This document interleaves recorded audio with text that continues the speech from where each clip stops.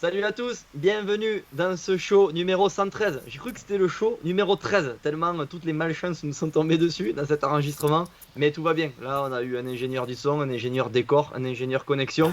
Ça va très très bien se passer. Moi, je suis super content en tout cas qu'on se retrouve tous ensemble pour une nouvelle semaine de live avec un invité de marque, mais surtout avec celui qui est, on parlait d'ingénieur tout à l'heure, mais bon, pas vraiment ingénieur, mais qui se prépare pour l'enduro du Touquet. C'est Blaise Abadi. Comment ça va, Blaise? Ça va très très bien. Je suis moi aussi très très content de retrouver tout le monde, de retrouver un invité de marque, de parler de motocross. On va parler motocross, supercross. On va éviter de parler sable parce que notre invité, mais je pense pas qu'il participe lui aussi aux épreuves du sable. On parlera un petit peu tout à l'heure. On va essayer de demander ça. Mais bon, Nico, je te laisse le présenter pour ceux qui ne le connaissent pas. Avec nous ce soir, je pense que beaucoup de monde le connaît. En ce moment, il inonde, il a inondé la toile. On va en parler pas mal aussi, hein, suite à la finale du championnat de France. Multi-champion de France élite, il a participé à des supercross aux US. Il a scoré un bon nombre de points en mondial MX2, MX1. C'est celui que j'avais appelé Cyril Després quand on avait reçu Serge Guidetti. Mais non, c'est bien Maxime Després et normalement on ne devrait pas trop parler de Dakar ce soir. Comment ça va, Maxime? Bah écoute, ça va super, ça va bien, content d'être avec vous. Bon, c'est Serge nous avait dit, parce qu'on l'a reçu il y a quoi, 15 jours, 3 semaines, il nous avait dit que tu étais ultra prêt pour cette saison, tu t'es vraiment préparé comme un acharné cet hiver. Mais moi j'ai une question par rapport à ça. Est-ce que tu étais, à ton avis, tu étais plus prêt avant le confinement, on va dire pour la saison de base?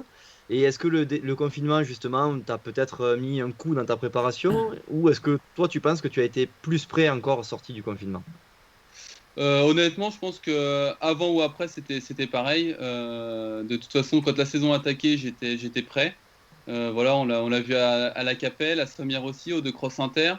Et voilà, donc après, il y a eu le confinement. Et après, non, on a remis un coup de pouce pour justement retrouver le niveau que j'avais. Et on a pu travailler sur quelques points. On a eu un peu de temps pour travailler quelques points. Et donc, non, je pense que j'avais le même niveau avant et après, donc dans tous les cas, cette année, j'étais vraiment prêt pour défendre ma plaque de numéro un.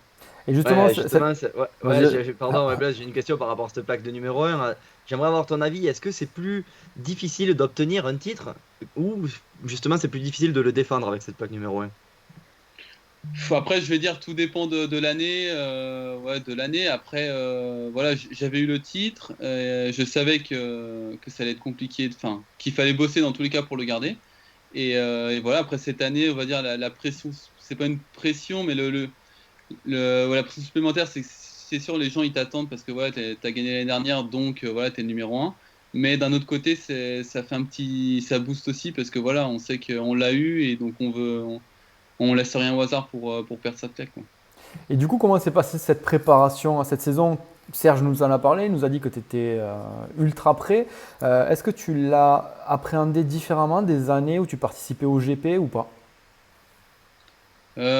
Appréhender, on va dire que le, la chose qui a été un peu différente, c'est que j'avais vraiment plus de temps j'avais plus de temps pour vraiment m'entraîner. On va dire que j'étais calé, quoi. Je savais ce que je devais faire et devais pas faire, en fait. Et du coup, j'ai vraiment axé mes entraînements déjà par rapport à la moto. Et ensuite, on a fait un programme physique autour de ça. Et c'est vrai qu'on va dire que c'est aussi avec l'expérience que j'ai eue par rapport aux saisons que j'ai pu préparer. Donc voilà, j'ai mon entraîneur François Pradi avec qui j'échange tous les jours. Et voilà, maintenant, on sait dans quelle direction aller. Donc, on va dire que je savais ce que je devais faire, quoi, vraiment. Dans la préparation, on sait que tu es un pilote qui a mangé pas mal de sable pendant les saisons de mondial. Tu as dû beaucoup t'entraîner. Voilà, on le sait, de toute façon, quand on prépare un mondial, il faut s'entraîner dans le sable. Cet hiver, en fonction du calendrier élite qui était annoncé à la base, c'était quoi ta préparation? Est-ce que tu as préparé en fonction des textures de terre que tu allais rencontrer sur l'élite ou c'était une préparation classique comme tu aurais fait pour le mondial? Et non, c'est une préparation un peu classique. Moi, je roule pas mal chez moi à l'entraînement. Et après, j'ai pu bénéficier en fait des journées de stage avec Xavier et Serge, avec les autres pilotes. Donc, on se retrouvait, on faisait des week-ends ensemble, notamment sur pas mal de terrains d'élite. On avait prévu ça. Et voilà, donc ça, c'était bien. Et puis, Et puis non, après, voilà, ouais, les terrains, on a fait aussi un petit peu de sable, on allait en Italie, on a bougé un petit peu aussi. Donc voilà, après, c'est vrai que le calendrier a changé par rapport au fait qu'il y ait Magesque. Voilà, c'était vraiment du gros sable. Donc là, il a fallu axer l'entraînement dans le sable vraiment. Donc j'ai passé un peu de temps à Osgore avec toute l'équipe. Et voilà, et après, beaucoup de terrains en Bourgogne. Voilà, on a quand même pas mal de terrains où on peut rouler l'hiver. Donc c'est top. Et c'est bénéfique pour toi, ce genre de journée portée un peu stage avec Serge, comme tu nous en parlais, avec Xavier. Je t'explique pourquoi je me dis ça, parce que je me dis qu'un pilote qui a ton niveau va plus peut-être travailler chrono, manche, des parties techniques. Mais est-ce qu'un stage tel qu'il est réalisé avec des pilotes de ligue, par exemple, est bénéfique pour un pilote ayant ton niveau? Bah, on va dire pour gagner de la vitesse, on va dire que, enfin, c'est plus moi, c'est bénéfique pour eux, je veux dire, par exemple, parce qu'ils voient un peu les passages qu'il faut faire. Mais moi, c'est bénéfique dans le sens où je suis pas tout seul à l'entraînement. En fait, on est un groupe, on est tous ensemble et c'est motivant parce que moi, par exemple, je sais pas, j'ai l'habitude de mettre 5 secondes à un pilote, bah là, j'ai envie de en mettre plus et voilà, et vice versa. Du coup, il y a toujours un petit esprit de compétition entre les autres. Et on va dire que chacun à son niveau, ça motive en fait pour progresser. Donc en fait, c'est pas parce qu'il y a quelqu'un qui roule moins vite que moi que ça va pas m'aider. On essaye de prendre les choses positives dans n'importe quelle situation. Et voilà, c'est ça qui fait que j'ai aussi le plaisir de m'entraîner pendant l'hiver, parce que se retrouver tout seul sur un terrain quand il fait 2 degrés, c'est pas forcément évident. Donc voilà, on est tous ensemble avec Serge, avec Xavier. Serge a aussi un bon œil. Voilà, on travaille des choses différentes, que ce soit avec Serge ou Xavier. Mais c'est complémentaire et c'est ça qui est top. Après, quand moi je me retrouve un peu plus tout seul, là je peux faire mes manches ou, voilà, ou faire du roulage, un peu plus rouler en quantité. Et quand je suis avec eux, on fait plus de la qualité, chercher le petit truc qui fait que. D'accord. Au niveau du sable, tu as dit que tu avais un petit peu axé la préparation de sable, forcément, quand tu as su qu'il y avait Magesque dans le calendrier. Est-ce que c'est revenu assez vite pour toi, ces sensations de pilote de sable? Ouais, la journée est très très dure, la première journée, quand on est arrivé avec toute l'équipe, surtout que la piste était vraiment comme en Belgique aux limites. C'est vrai que c'était bien pour s'entraîner parce qu'au terrain de Bud, ils savent comment préparer la piste, donc voilà, il y avait des trous, des ornières directes. Mais non, voilà, on va dire après 2 journées, je me sentais, ça commençait vraiment à aller bien, à retrouver les bonnes sensations, voilà, à se faire plaisir dans le sable, à jouer avec la moto et tout ça. Donc après, c'est revenu assez vite. Ouais. Et Ouais, tu étais content du résultat de cette première épreuve de Magesque? De ton résultat? Ouais, honnêtement, ouais. Après, ça aurait pu être un petit peu en première, j'aurais peut-être pu faire 3 avec un bon départ. Et puis la deuxième, sur ma petite chute, ça faisait, je sais plus, j'ai fait 5 et 4. Ouais, je sais plus, j'aurais pu faire une place en mieux, mais dans tous les cas, non, le roulage était bon, j'avais pas de regrets, j'ai tout donné, j'étais mort le dimanche soir. Donc, non, non, c'était une bonne épreuve. Et toi qui as participé à pas mal de GP, est-ce que ça te titille pas un peu de retourner pour aller se confronter à des pilotes MX1 et d'aller voir un petit peu ton niveau actuel? Ouais, c'est vrai que beaucoup me dit, vas-y, va en Grand Prix et tout ça, mais en Grand Prix, le truc, c'est que ouais, tu sors une manche de foot entre 10 et 15, c'est pas pareil, quoi. Enfin, puis le niveau est vraiment, vraiment élevé. Et ouais, c'est quand même prendre beaucoup de risques. Au final, tu sors d'un week-end, t'as zéro. Ouais. Tu vois, c'est pas pareil. Je veux dire, les Grands Prix, je les ai faits, je sais ce que c'est. Et voilà, Ouais, maintenant. comme tu dis, tu vas t'arracher pour sortir une 15e place, ce qui est énorme. Mais au final, qu'est-ce que ça va t'apporter? Ouais, voilà, c'est clair, c'est qu'est-ce que ça m'apportait après. Donc, il y aurait le Grand Prix de France, je le ferai avec plaisir, parce que c'est toujours vraiment sympa, l'ambiance, tout ça. Voilà, le Grand Prix de France, ça reste mythique, mais voilà, après de là, refaire des Grands Prix, non, enfin, je suis passé à autre chose. Je préfère vraiment me consacrer à l'élite et jouer les avant-postes, et voilà, c'est des Et, choses comme ça. et est-ce que ça t'a déjà effleuré l'esprit de redescendre en 2,5 et de retenter la partie élite, la partie GP, pardon? Avec l'âge. Ouais, le problème, Ouais, c'est ah qu'à oui, l'âge, ah en oui, fait, là, c'est vrai, ah oui, c'est vrai, ça m'a pas effleuré l'esprit, moi, par contre. ouais, non, C'est vrai. après, j'ai une 2,5 là à l'entraînement et je me fais vraiment plaisir avec. Je la prends de temps en temps et ouais, je me régale. C'est vrai que le 2,5, j'ai quand même le gabarit qui va bien. Donc, euh, il n'y aurait pas l'âge, ouais. Là, par contre, ça pourrait être très, très sympa à faire, ouais. Mais bon, on peut pas avec l'âge, quoi. Ouais, Trop exactement. vieux. Ouais, c'est dommage, passer un cap, c'est fini. Ah, Quand on parle et des justement, juste une dernière question par rapport à ça. Juste qu'on y est dessus, tu en penses quoi toi, de cette limite d'âge? T'es plutôt pour, plutôt contre? Parce que c'est vrai qu'un pilote comme toi, Et qui a un très bon niveau en France, qui pourrait peut-être se relancer en 2,5 ou même se faire plaisir en 2,5 en GP, mais ça, c'est une limite qui ne te permet pas de le faire clairement. ouais, clairement, non, je pense que moi je suis contre parce que voilà, il y a des pilotes, ils auront pas forcément le gabarit pour passer directement en 4,5 à 23 ans, quoi, enfin 24 ans. Voilà, donc non, moi je suis un peu contre cette limite. C'est vrai que c'est. Puis surtout qu'on voit que maintenant en 4,5, je veux dire, les places sont vraiment chères, quoi. Il y a que des bons pilotes, quoi. Ouais, pour rentrer dans Même les en 2,5 15, aussi, ouais, en 2,5 aussi, il y a des très bons pilotes et tout ça, mais je trouve que ouais, non, la limite d'âge, moi je trouve pas ça top. Tant qu'on est d'accord. sur les Grands Prix aussi, il y a beaucoup de blessures, j'ai l'impression. Et on a constaté ça, on en parlait dans les lives précédents avec Blaise. On voit que, tu vois, même les top pilotes comme Erling se blessent et on se dit que tout le monde est vraiment à la limite. Tu en penses quoi? Tu es d'accord avec cette explication qu'on pourrait donner? Ouais, carrément. Ouais, je pense que voilà, le niveau il augmente chaque année. Même Erling, il le dit, hein, maintenant, les manches, il les gagne plus avec 30 secondes d'avance, hein. C'est voilà, tout le monde travaille énormément et voilà, le niveau est hyper serré. Donc tout le monde est à la limite, tout le monde donne tout. Et voilà, c'est vrai que la moindre erreur maintenant, c'est voilà, c'est blessure et on peut voir que ouais, il y a encore pas mal de blessures. On a C'est parlé clair. parce qu'on disait qu'Erling s'est blessé, Geyser chute souvent. On peut avoir un Prado qui est devant sur un week-end et qui finit dans les 12 le week-end d'après. C'est vrai que, comme tu le disais tout à l'heure, j'ai l'impression que c'est beaucoup plus homogène qu'il y a quelques années. Est-ce que tu es d'accord avec ça, toi? Ouais, carrément. Je pense que. Alors, je sais pas si les terrains le font ça aussi, le fait que ça, j'ai l'impression que ça roule vraiment vite sur les terrains, que c'est hyper rapide et que du coup, en fait, ouais, déjà le niveau a augmenté, les terrains, ça va hyper vite et du coup, voilà, les écarts sont vraiment faibles et ouais, c'est clair que quand tu pars 20, tu vas pas faire 3, quoi, même Erlings, quoi, tu vois, donc. Et, et toi, si tu devais analyser un petit peu ton pilotage et tes points forts et tes points faibles, au niveau des points faibles, qu'est-ce qu'il te manquerait pour intégrer régulièrement un top 10 en GP? Les points faibles, je dirais peut-être l'intensité justement en fait enfin ou la capacité à débrancher un peu quand on voit les pilotes, quand on voit Sewer en Italie, ils cherchent pas à comprendre, les gars ils donnent vraiment tout quoi. Et c'est peut-être ça qui fait que voilà ils arrivent. De toute façon pour être devant faut vraiment être à la limite quoi. Et c'est vrai que moi j'ai tendance à être un peu un pilote peut-être plus réfléchi et c'est ça qui fait que peut-être que je manque un peu pour ce top 10 en Grand Prix quoi. Même si, ouais, c'est vrai que cette année, tout le monde dit que la vitesse, tout ça, pour le physique, c'est vrai que peut-être que j'en serais pas loin, mais écoute, c'est comme ça. D'accord, on a pas mal, on a posé des questions sur Instagram, il y a une bonne série, mais avant je voulais te poser une dernière question, donc on va revenir sur toi, sur ton championnat.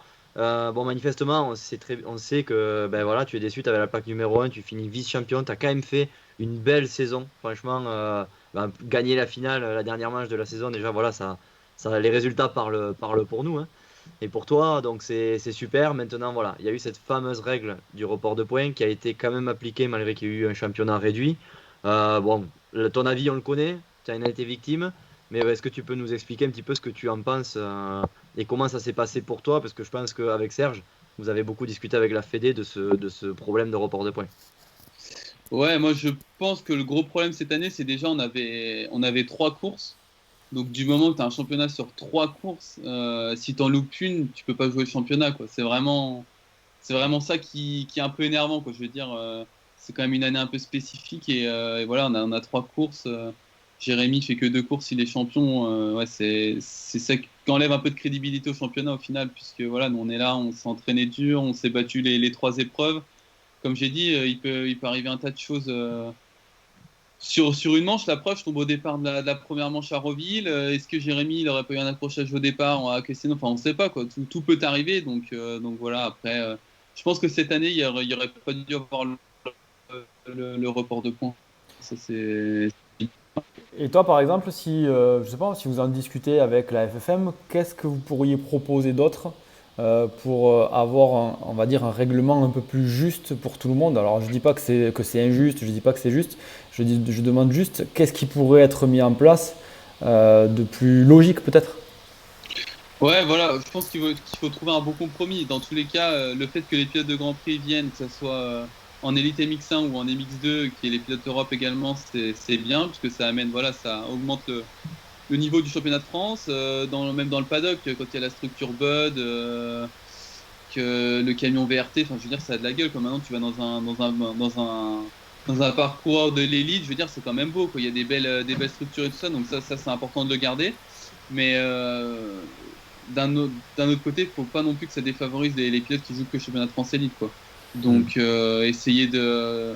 Voilà, s'il y a 7-8 épreuves, si le pilote il manque une ou deux épreuves, je pense qu'on peut quand même garder ce report de points parce que sur deux épreuves manquées, bon, ça peut se faire, mais après, peut-être pas faire une moyenne. Par exemple, marquer les points qu'ils font au championnat, à leur championnat où ils auront été, quoi. Par exemple, Jérémy, il avait fait 10 et 10, je crois, aux alentours de la 10e place, et ben il marque les points aux alentours de la 10e place, et je pense que c'est plus réglo pour nous qui jouons le championnat de France élite, quoi.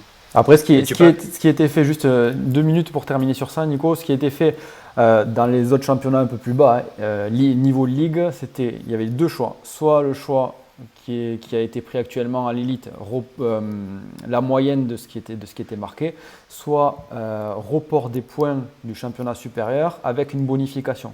Donc, par exemple, 5 points de plus par manche. Donc voilà, il y a des avantages et des inconvénients dans les deux méthodes, c'est clair. Mm. Donc c'est pas évident. C'est pour ça que je cherche à savoir si vous avez déjà réfléchi à un système qui pourrait pallier à la plupart des inconvénients de chaque méthode, mais c'est vrai que c'est pas facile quand même. Ouais, c'est pas évident, c'est pas évident. Je pense que le plus simple, ça serait de se retrouver avec plusieurs pilotes, plusieurs team managers, plusieurs clubs et les membres de la FFM. Et voilà, de discuter de ça. Mais dans tous les cas, je pense qu'il faut quand même. Si un pilote du championnat du monde, il a passé enfin, un petit report de points, et c'est sûr, il va pas jouer le jeu de tout faire.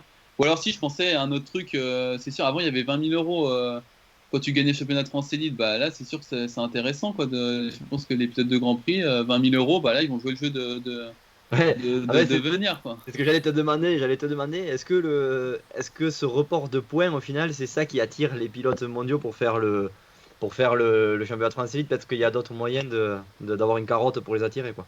Bah là, c'est pas ça qui va les attirer parce qu'il n'y a plus de primes donc, du championnat de France Elite. Donc non, c'est pas ça qui va les attirer. Mais c'est vrai qu'avant, je me rappelle, ouais, il y avait 20 000 euros, quoi. Et après, ça diminuait, mais c'était quand même des sommes où là, quand tu à l'entraînement, tu Hmm. vas t'entraîner, enfin, t'y penses, quoi. C'est logique, quoi. Donc non, ouais, il y aurait peut-être aussi l'aspect un peu financier où déjà, ils parlent d'enlever les primes par épreuve. Donc ça, c'est sûr, si ça saute, ça va être très compliqué. Mais voilà, après, moi, comme j'ai dit, je vais pas, enfin, j'en veux pas à Jérémy. Lui, il est venu faire le chemin de France Elite pour son team, pour son équipe.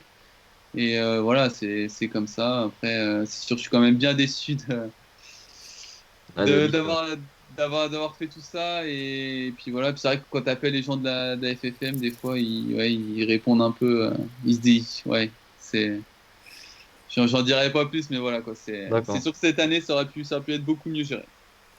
Est-ce que tu penses, dans le cas, par exemple, du Team SR, que s'il n'y avait pas eu ce report de points, on les aurait quand même vus à Roville? Non, je pense pas. Parce que Jérémy, je pense qu'avec tous les grands prix qu'il a enchaînés, il aurait bien voulu faire.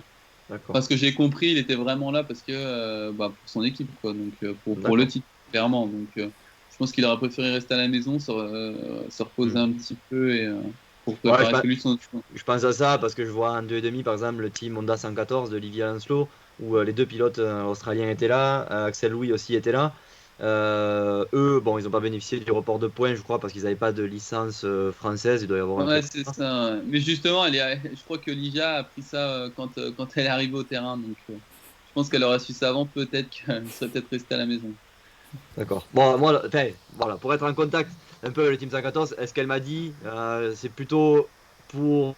C'était un week-end d'entraînement dans tous les cas. Je sais pas si elle avait D'accord. pensé au report de point ou pas. Mais bon, voilà. A priori, c'était quand même pour un week-end entraînement et limite pas pour punir ses pilotes d'avoir fait un mauvais résultat au Grand Prix d'avant, mais au moins, voilà, il a fallu qu'ils se bougent à l'élite.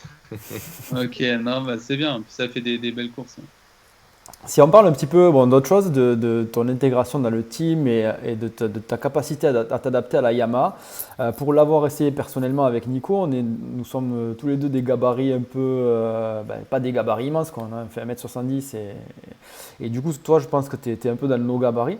Est-ce que tu as eu une facilité d'adaptation à cette moto ou au contraire, est-ce qu'il t'a fallu un petit temps d'adaptation? Je te dis ça juste parce que personnellement, il me faut un petit temps d'adaptation à cette moto qui est très puissante et qui est pour moi plus destiné au gabarit assez plus de 1m80 quoi. T'es en train de me dire que t'étais accroché au guidon et qu'elle avait trop de puissance, la Yam ou... Exactement, exactement, et même d'origine. Ouais.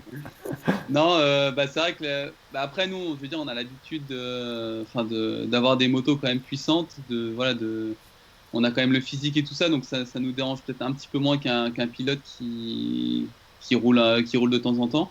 Mais non, moi franchement, je me suis direct bien habitué à la moto. Même les suspensions d'origine, il y avait, je veux dire, je m'entraînais chez moi pendant 2 mois, j'avais les suspensions d'origine, ça allait nickel, quoi. Donc non, la moto est vraiment adaptée direct et ça s'est tout de suite bien passé, des bonnes sensations, tout ça. Et après, on a pu travailler avec le team, voilà, des petits détails avec les suspensions, la position du guidon et tout ça. Et c'est vrai que cette année, à chaque fois que je suis monté dessus en course, je me suis vraiment régalé, que ce soit dans le sable ou sur la terre. Donc non, c'est vraiment une bonne moto. Non, vous avez même pas tendance au final à la calmer quoi. La moto, c'est pas par rapport à l'origine. Tu vois, des fois, certains pilotes, les 450 vont chercher à avoir un petit peu plus de couple et tout ça. Là, même pas quoi. La moto, telle qu'elle est, toi, y a aucun problème pour une avec. Comme on dit, voilà, c'est vrai que pilote amateur, on peut trouver des fois que pour une 450, elle est moins exploitable que les autres. Après, il faut s'y habituer.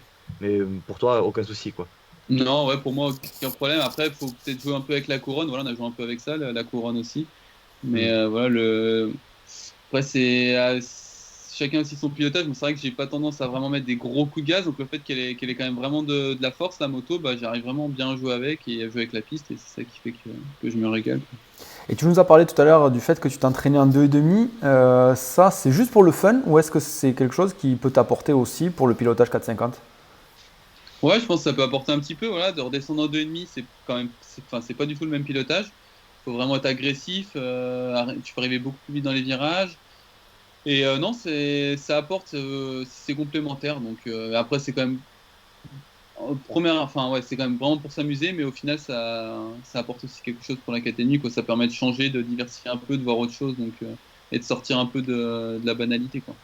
D'accord. J'avais une question moi, par rapport au team. Tu es passé par pas mal de teams français et c'est vrai que c'est rare en France de voir des pilotes qui restent 10 ans dans le même team, admettons. Bon, toi tu es passé par chez Bud. Bud c'est peut-être un petit peu différent aussi parce qu'on sait que c'est un team, on va dire, qui va former plus des jeunes pour les amener voilà, jusqu'au niveau championnat du monde et tout ça. Et ça dure rarement plus de 5 ans. Mais comment tu l'expliques toi? Ce fait que toi par exemple tu es passé par Bud, tu es passé par SR, tu es maintenant chez Yamaha GSM, mais peut-être que tu feras 10 ans chez Yamaha, on sait jamais. Mais voilà, comment tu l'expliques qu'en France, on est rarement des pilotes qui restent 10 ans dans le même team? Alors déjà peut-être parce que aussi le parcours du pilote n'est pas, enfin au début comment dire, le pilote va être avec son team pour faire un championnat et après le pilote va peut-être prendre un chemin différent, quoi. Peut-être que voilà le team peut pas suivre ou quoi, donc peut-être qu'il y a ça aussi. Et après on a quand même la chance en France d'avoir pas mal de structures, donc voilà après ça permet de changer de temps en temps, donc ça dépend D'accord. du parcours du pilote aussi, quoi, par rapport à ces championnats qu'il fait. Ouais, ou du team. Comme je suppose que l'année dernière, par exemple, le team Honda SR voilà, était parti pour une saison de mondial peut-être uniquement et ils n'avaient pas de place pour un pilote élite exclusivement. Voilà, ouais, exactement, ouais. Voilà, après ça dépend de la priorité du team et voilà. Et tu nous as dit tout à l'heure que dans le team, tu participais toi à des stages avec Serge Guidetti et Xavier Bog. Et est-ce que ça t'arrive d'être de l'autre côté, c'est-à-dire d'être dans le sens animation de stage, ou est-ce que c'est quelque chose qui t'intéresse? Ouais, justement, on en a fait un là, après le confinement de stage avec Serge et Xavier à Confracourt. Et non, c'était vraiment sympa. C'est pas évident au début parce que voilà, t'as 10 pilotes qui te regardent et c'est à toi de donner les consignes, mais c'était sympa aussi. J'ai bien kiffé l'expérience et si c'était à refaire, je le referais sans problème. Dans le futur, Il y a des trucs que t'arrivais pas à expliquer parce que chez toi c'est peut-être inné, tu l'as fait pendant tellement d'années que au final, des fois, expliquer à un pilote débutant ou même un pilote un petit peu plus confirmé, mais des feelings que tu as toi depuis des années, est-ce que ça a été compliqué pour toi? Ouais, des fois c'est dur voilà, de le transcrire avec des phrases. Et donc non, mais après ça va. Moi j'avais la moto, donc je pouvais montrer avec la moto. Parce que c'est vrai que des fois j'expliquais quelque chose et ils n'arrivaient pas à faire l'exercice. Et dans ma tête, je me disais merde, peut-être que c'est pas ça qu'il faut faire. Alors, du coup, je prenais la moto et j'essayais. Et je dis non, mais si c'est bon, en fait, les gars, c'est ça qu'il faut faire. Donc c'est vrai que c'est le point qui est top, c'est que voilà, on roule encore, donc on peut avec Xavier, on peut faire la chose, leur montrer. Donc ça, c'est cool, quoi. C'est un plus. Et tu penses que ça peut être une reconversion possible pour toi après ta carrière moto? Bah écoute, on verra pour le moment.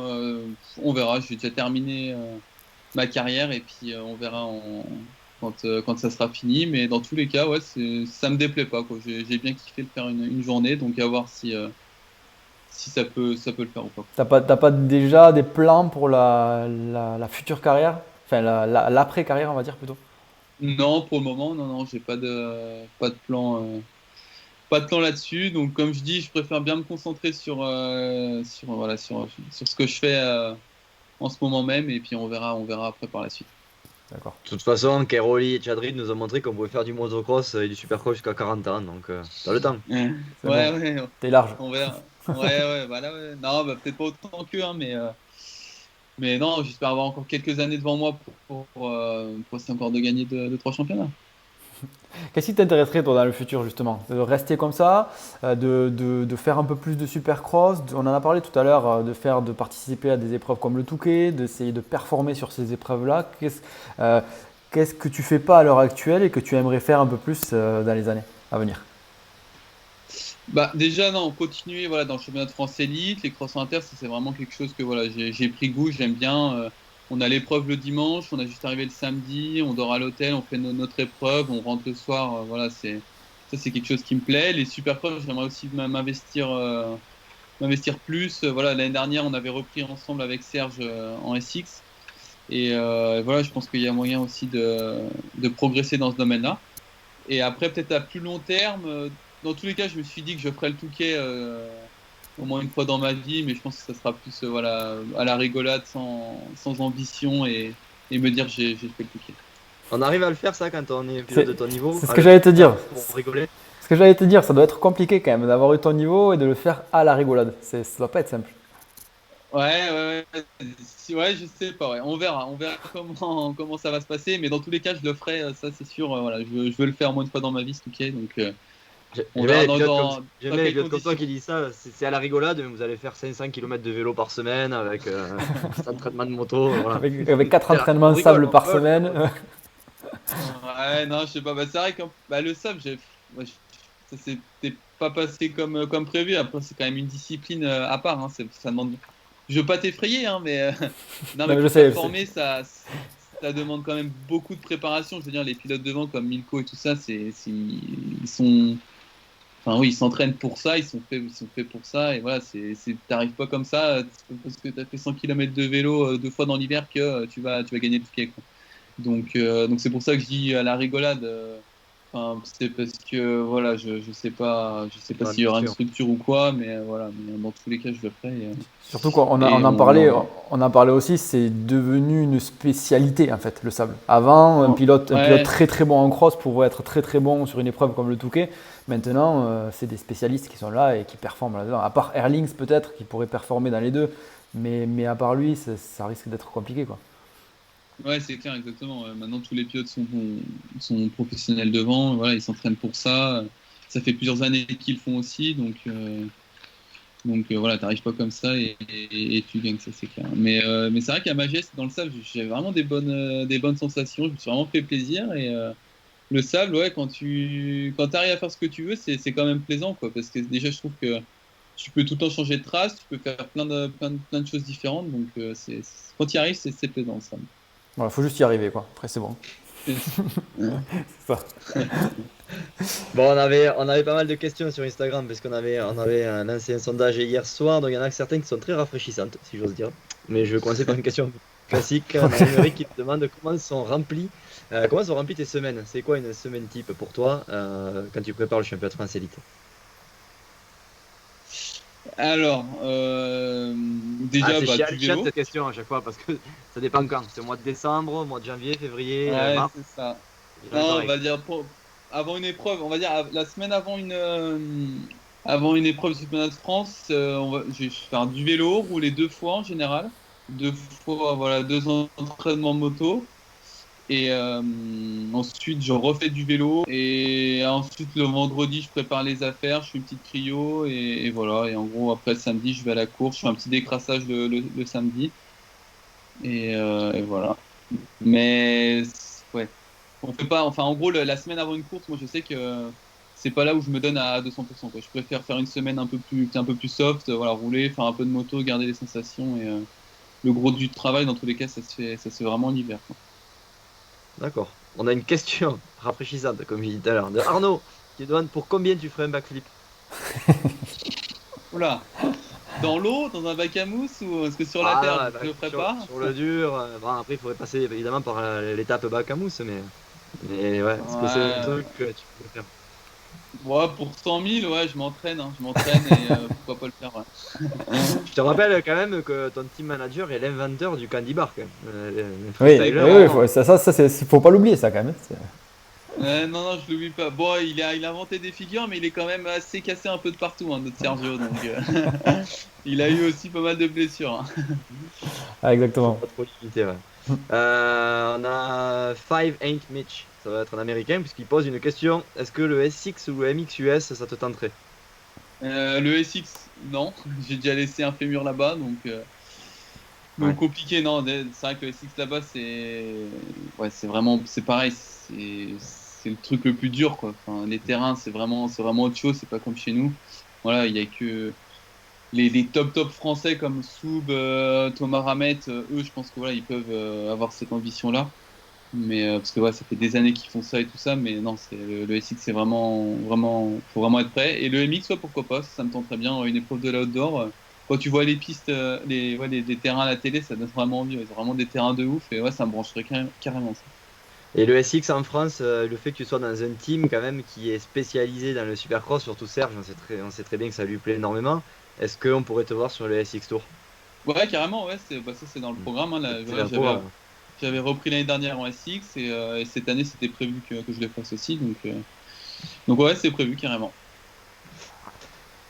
Hop, le backflip. Ouais, on a un petit cross qui nous demande à quand ton retour avec la collaboration avec David Vulmer aux US en plus. Alors, imagine la probabilité pour que ça arrive. Ouais, bah là, non, je pense que là, les gars, c'est mort. Ah non. Ça s'était passé comment pour toi? Parce qu'on sait que ça se passe bien avec Dylan Ferrandis, mais on sait aussi que David Villemain, c'est quelqu'un qui est assez compliqué. Est-ce que toi, tu avais un caractère qui s'adaptait à la pédagogie de David Villemain ou est-ce que c'était plus compliqué? Non, c'était plus compliqué. Ouais. Moi, je suis quelqu'un d'assez posé. Enfin, ouais, je suis quelqu'un d'assez réfléchi. Et il y a des choses, c'était un peu dur, ouais. Mais après, tout ce qui était entraînement moto, c'était vraiment top. Ça m'avait vraiment plu parce qu'il a vraiment un œil de ouf. Il arrive vraiment à voir les petits détails. Et voilà, c'était vraiment, vraiment top ça. Et après, c'est vrai que la partie physique et partie relationnelle, c'était un peu plus compliqué, quoi. Mais Est-ce bon, que tu voilà. vois avec ce qu'il fait, avec le travail qu'il fait avec Dylan Ferrandis, est-ce que tu vois des similitudes dans ses méthodes par rapport à voilà, quand tu étais chez Bud et que tu étais aux États-Unis avec David Villemain?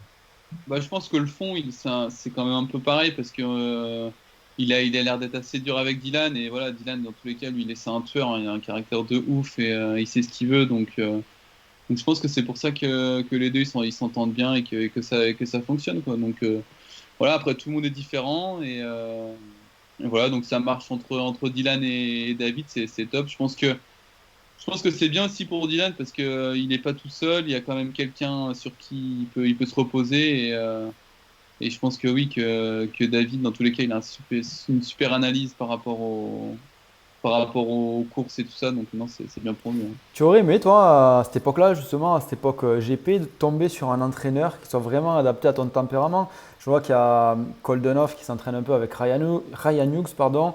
Il y a des entraîneurs comme Ryan Hughes qui ont l'air d'avoir des techniques qui sont pas mal quand même. Qu'est-ce que tu en penses de ça? Bah écoute, mon entraîneur, je l'ai trouvé, c'est Xavier Bog maintenant. Fallait Oui. qu'il prenne sa retraite avant en fait. Maintenant, c'est bon. Fallait Ouais, qu'il arrête avant. exactement. Tu aurais dû l'avoir il y a 4-5 ans peut-être. Ça t'aurait intéressé Ouais, Oui, si, d'avoir quelqu'un. il t'aurait moins embêté en plus pour les titres de 450 en ouais, c'est 450. vrai, comme ça il m'aurait laissé 2-3 titres avant, ça aurait été cool. Non, mais après non, des entraîneurs, j'en ai eu beaucoup et quasiment à chaque fois ça s'est bien passé quoi. J'avais eu Bruno Lozito au tout début.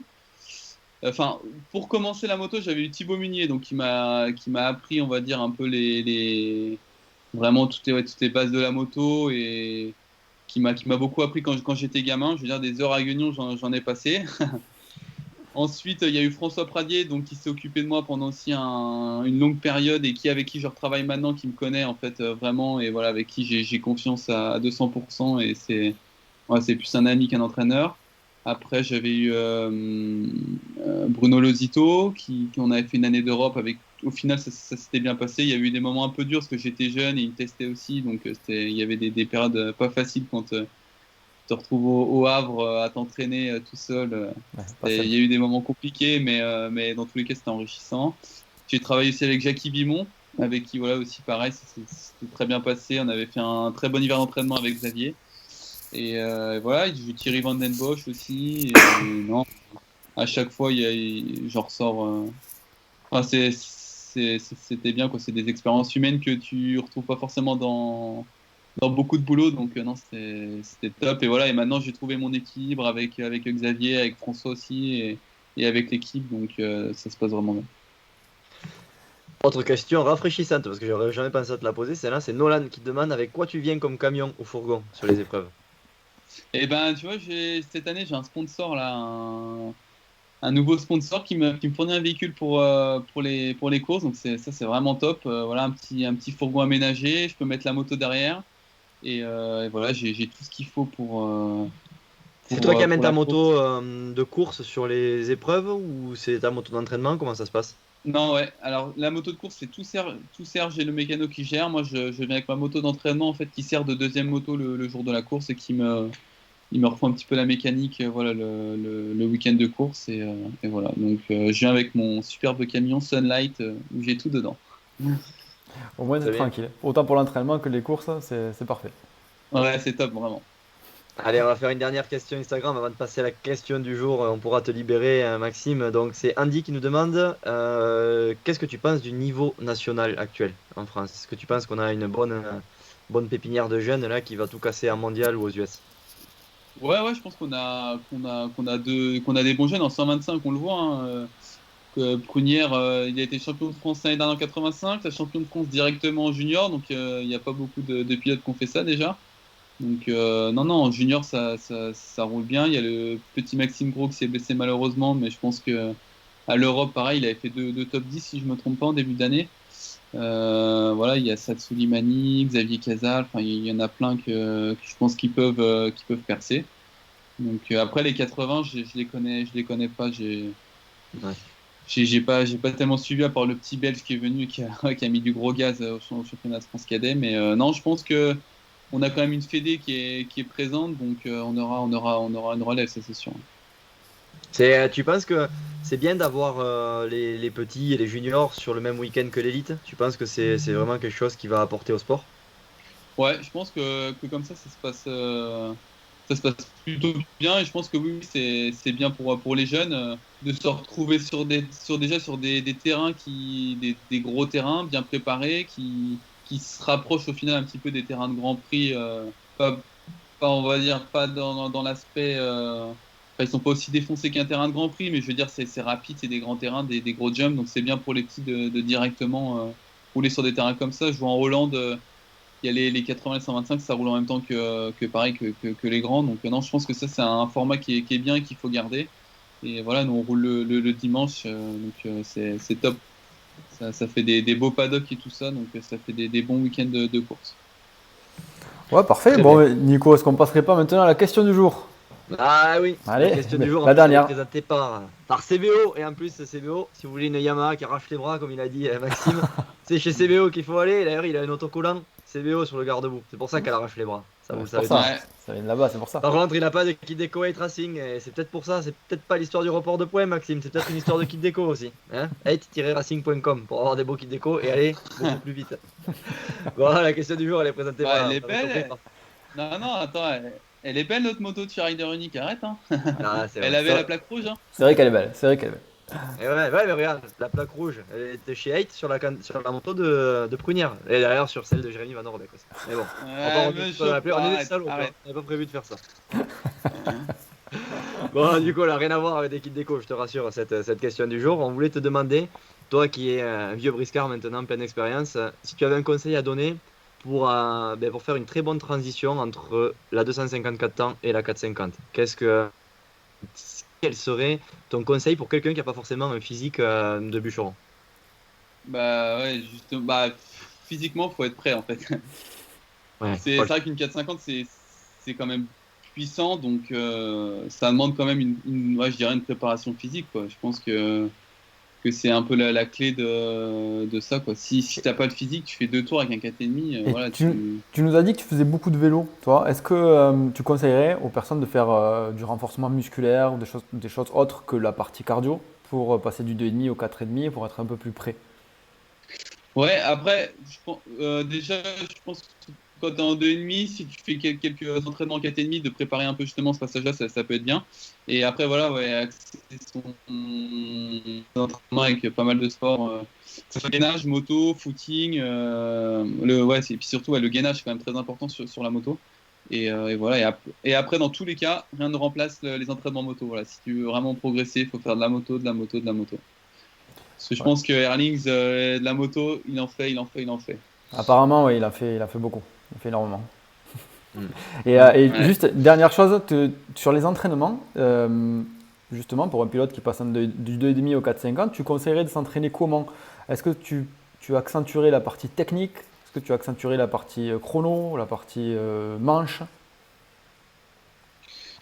Eh ben écoute, je pense que ouais, la partie technique, c'est le premier point qu'il faut travailler, puisque ça sert à rien d'aller vite si t'as des défauts techniques, tu vas monter en l'air. Donc travailler ouais, les aspects techniques, c'est important. Et une fois que tu te sens bien sur la moto, là, dans tous les cas, ça te donnera envie d'aller plus vite et voilà, et après de mettre du rythme et ensuite après voilà, travailler des manches, commencer par peut-être 10 minutes, mais faire 10 minutes correctement et après à chaque fois repousser un peu ce temps de manche pour être prêt sur une manche totale à la fin. Ben, merci beaucoup, Maxime. Je crois que Nico est prêt pour m'accompagner au Touquet là maintenant. Je crois que c'est Ouais, bon. en fait, tu veux, je viens de calculer, Maxime, en relisant la question, que tu vois, le profil du mec qui passe en 4,5, c'est Blaise en fait, et qui est pas très affûté physiquement pour l'instant. Et voilà, et tu l'as en Mais face de non, toi. j'ai fait 12, Il va 12 passer en saisons en 4,5. 4,5, mon gars. Mais non, c'est juste la partie sable qui m'exaspère, c'est tout. Ah, parce qu'en fait, Ouais, on fait mais des lives, pour ça on te l'a pas dit, Maxime, mais en fait, on fait des lives pour avoir des conseils gratuits avec des pilotes de NPC.